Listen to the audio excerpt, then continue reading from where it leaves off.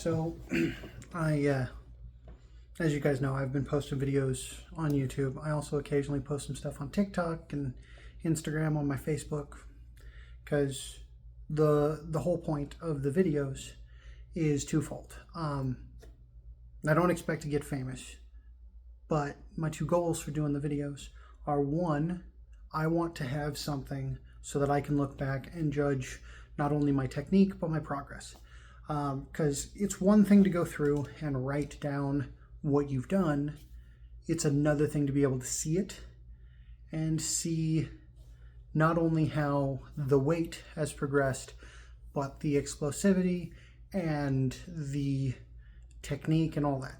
So that's for me. The other part is, I think I've said this in the past, I have tried to work out and make it a habit for years, and I only ever make it like a week or two, and then I'm just like, nope, can't do it.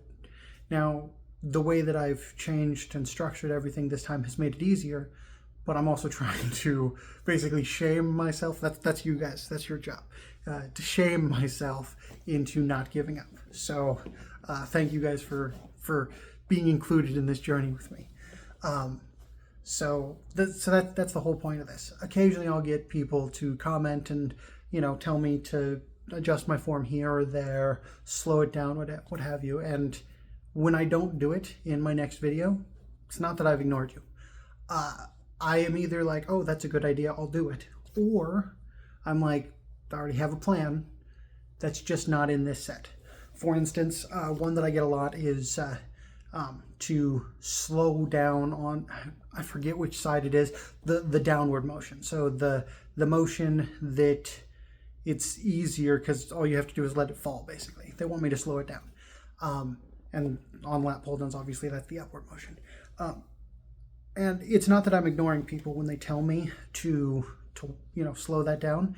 It's that I have my workout set up in progressions. So I think some people call it periodization. I don't know. But basically what my plan is the first month or 6 weeks, however long I go, I'm going to do things one way.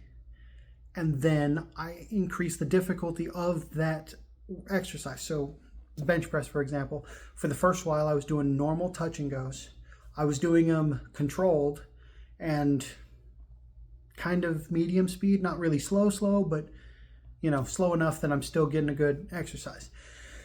Then once I got to the point that I couldn't progress further that way, I increased the difficulty of the exercise, but I lowered the weight so I could again ramp back up. And that's what I'm currently doing right now. So I lowered the weight back down. I think I went back down to 190, and I increased the difficulty. So instead of doing touch and goes, I started doing paused reps. Same thing will happen when it comes to the lat pull downs. I'll get to where I've already done that, where I'm doing my heavy ones, I'm pausing. Then once that gets easy, on the bench press, I plan on doing like a Larson press. Once this progression stops, lower the weight again, but again, not to 190. I think the way I do it is I drop like 20 or 30 pounds from the weight, but that's only once I get to where I can't do at least 6 reps. That's my plan.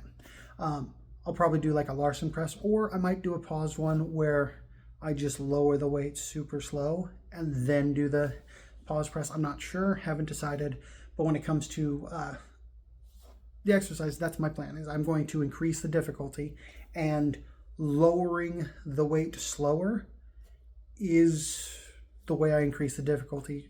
It is one of the ways I can increase the difficulty. So it's not that I'm ignoring anybody. Trust me, I read all the comments. I appreciate everything. It's super wonderful to have people who see what I'm doing and care enough to send me kind words and give me tips that would make me better.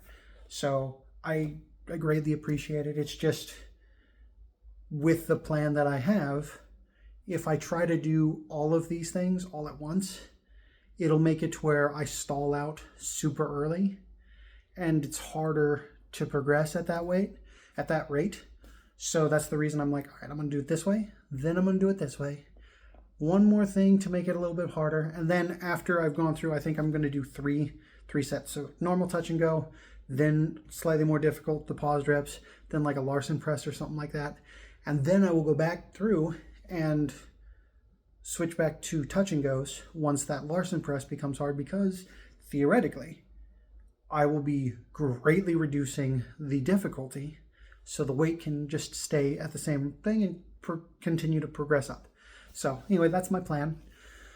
And again, I wanted to thank you guys for, like, I appreciate the tips. Some of them I'm actively trying to go in through and do, especially the ones that I get where people are like, oh, you should move the bar back just a little bit further down onto your back muscle, your traps, whatever they're called.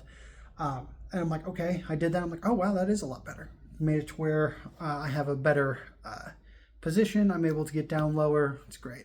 I also, this wasn't a comment, but I watched a video of a guy that was talking about motion is lotion. So I do that with my squats too. I don't do those on camera as much, but I'll do a thing of squats where I'm just going down and I kind of bounce in the bottom of the squat. So part of the reason I don't do that on camera is because I'm a biggest perv as the next guy, but I don't want to post that. Nobody wants to see that. But that's what I do. I kind of bounce in that spot, in the position down there, to try to get it to where I'm more comfortable and slowly get to where I can get lower. But yeah, I wanted to explain kind of my reasoning on stuff, and again, thank everybody for the comments. So I appreciate you all. I hope you guys have a great night and a wonderful day.